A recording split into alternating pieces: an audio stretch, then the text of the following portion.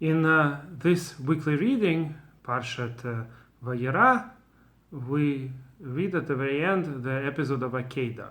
And of course, a lot already was written on it, so much discussion about this episode when Avraham was ready to bring his own son as a sacrifice until Hashem stopped him the last moment. There is much to talk about it, but I wanted to just touch on one of the aspects of this according to the Vilna Gaon. And that is, of course, one of the many questions asked is, what's so special about Avraham? Isn't it true that our people have sacrificed themselves, their children, their whole families for thousands of years? So many times the whole communities were wiped out during various massacres, and for the most part, of course there were exclusions, for the most part the Jewish people stayed loyal to our religion, whether it was during the Crusades, when huge numbers of European Jewish communities were wiped out, whether it was during Khmelnytsky massacres in Ukraine, whether it was during various times like Holocaust. Although in Holocaust times most people didn't really have much of a choice. Even converting to Christianity was usually not an option, but there were some exclusions. Hitler himself, he didn't care if a Jew converts. He would try to destroy every Jew he could get. He would be able to destroy. But there were some very religious Catholic countries where those Jews who convert to Catholicism would be saved. So there were possibilities for Jews to convert and to be saved. And in those cases, when these possibilities existed, many of the Jews were still willing to sacrifice their own life for our religion. So what's so special about Avraham?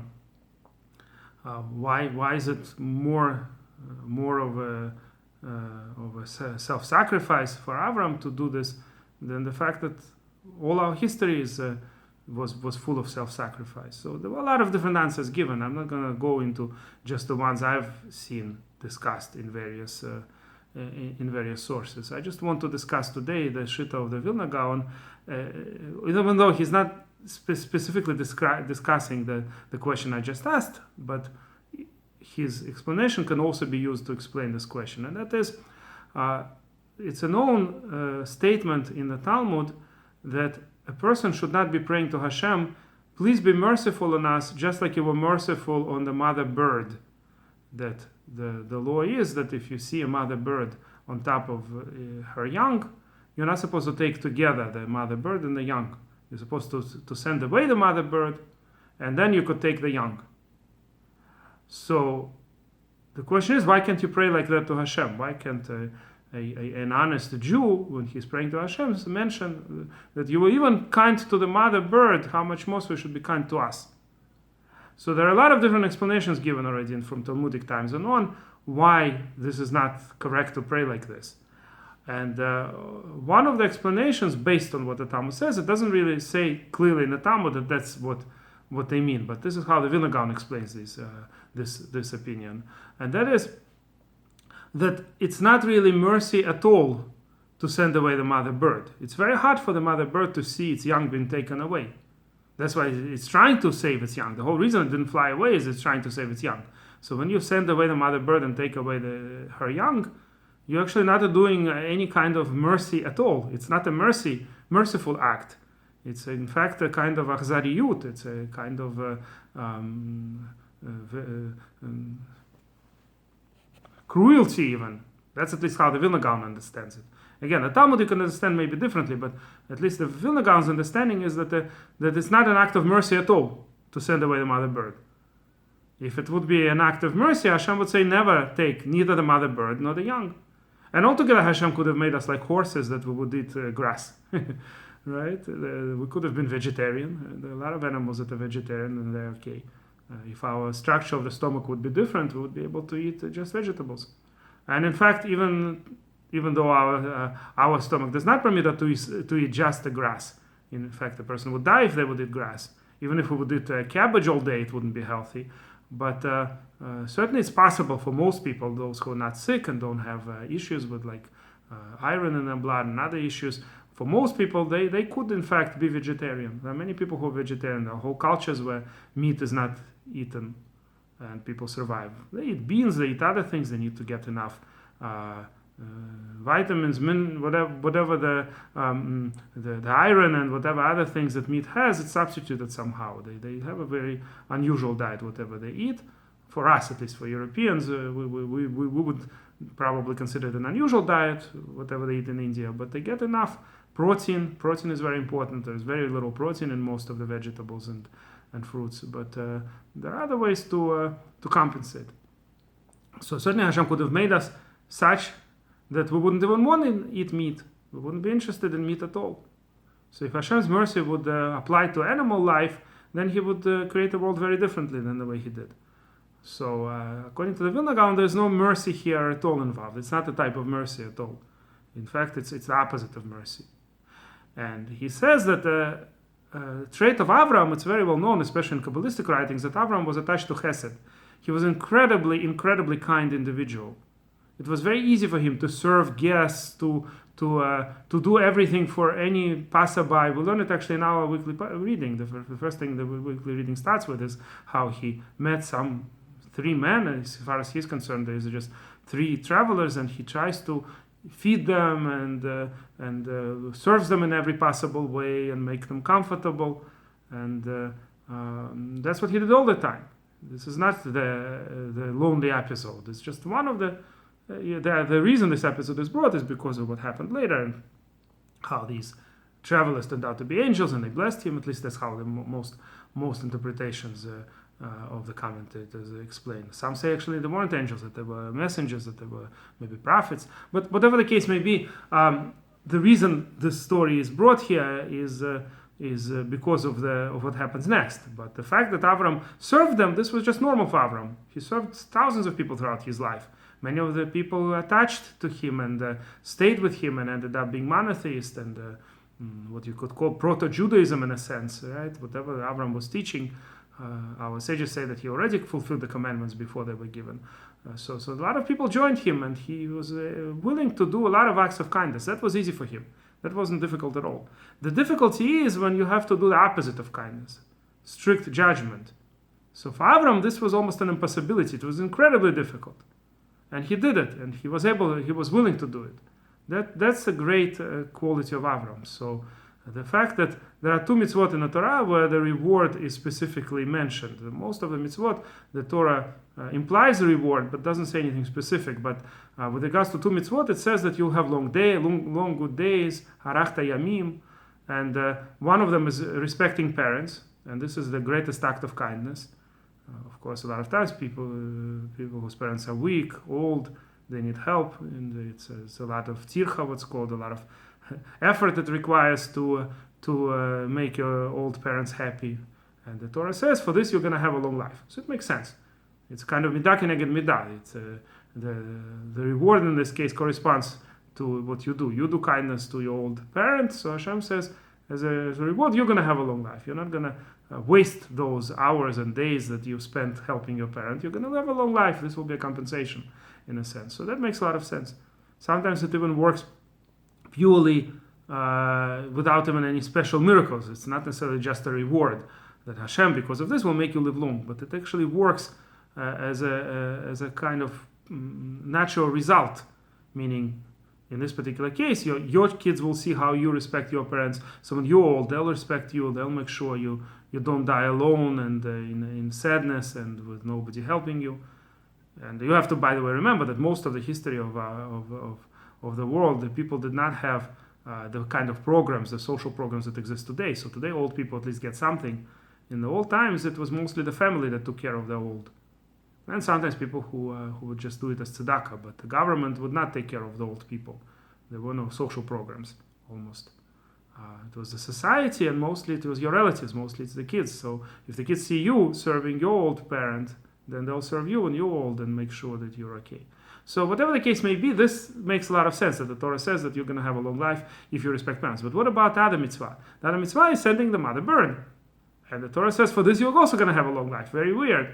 It's a relatively easy commandment, and it's according to the Vilna Gaon, it's the opposite of kindness. Why would you have specifically a reward of long life? But that's the whole point, that if a person is shalem, when a person is wholesome, he or she is able to do both acts of kindness and acts of achzariut sometimes, even when it's necessary. Sometimes the acts of cruelty may be actually the biggest kindness. I mean, this particular case is just a commandment of the Torah. You have to send a mother bird. The Torah doesn't tell you why. But it tells you that there will be a reward for it. But in a general sense, there are a lot of cases when people have to act in ways that seem like cruelty, but sometimes it's a necessary thing. For instance, I'm not with the people who are against death penalty. They may say it's kindness. Oh, it's kind never to kill a criminal.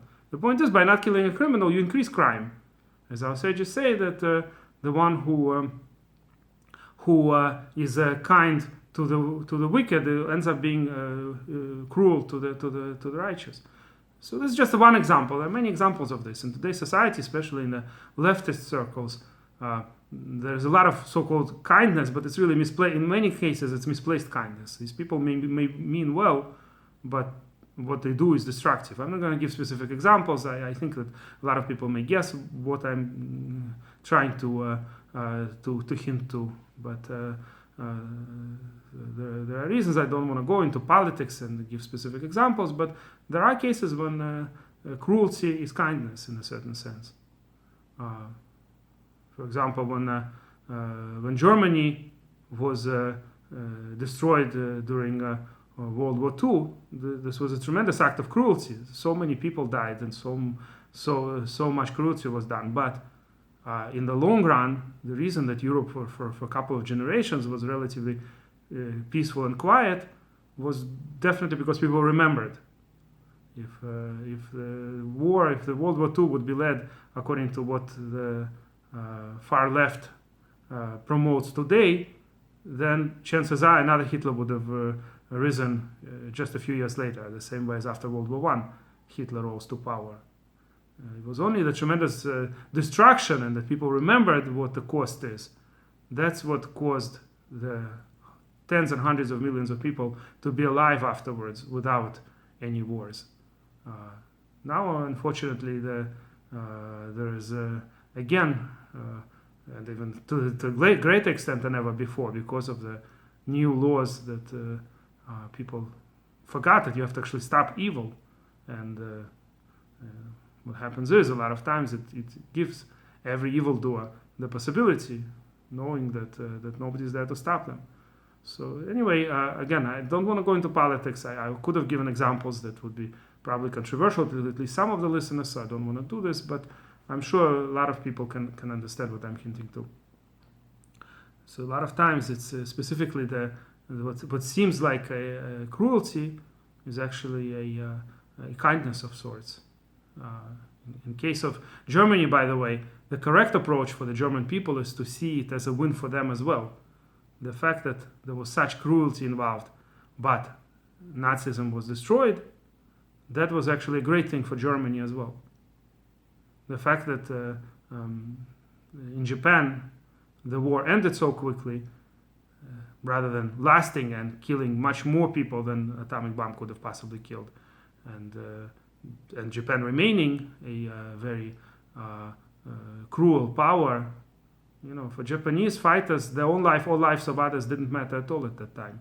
The way they, it's hard to believe today when we see Japanese people today, but that's how it was. The honor came first, and for them, for instance, to kill thousands of Chinese or others, it was nothing. They didn't care at all, or Americans for sure. So the point is that, yeah, atomic bomb was a horrible thing, but did it prevent something even more horrible? Absolutely, yes, it did. And probably if America would have had a choice again, they should have chosen it again. Yes, it was a horrible, monstrous thing, but the worst monstrosity would have been if the atomic bomb would not be dropped. By the way, I remember reading once about a yeshiva that ended up in Shanghai.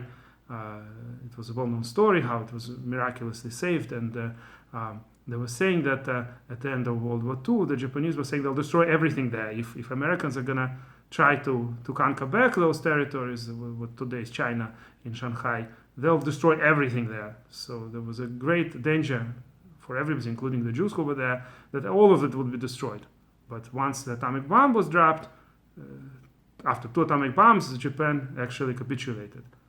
Even the proud descendants of samurai did capitulate. So, like I said, I'm not saying atomic bomb is a great thing, but I'm saying that it was lesser evil apparently than the alternatives. So, a person has to be ready for sometimes acts of achzariyut, not because we like it, not because we're supposed to enjoy it. We're supposed to mourn over it. Just like it says, by the way, in our sages' writings about the Mitzrim, the Egyptians that drowned in the sea. That we're not supposed to be happy or to. That's why we don't say Hallel, by the way, the rest of Pesach, and including the last days of Pesach, when 7th day of Pesach, when this happened. We don't say full Hallel. Why? So one of the reasons that Rabbi Yosef Karo and Mishnah Brura and others quote is because, as the Midrash says, Hashem Ki'ilu said, my creatures are drowning in the sea. How could you offer the hymns of praise at that time? It's nothing to be happy about. But did it have to happen? Yes. Sometimes it had to happen. The punishment had to come.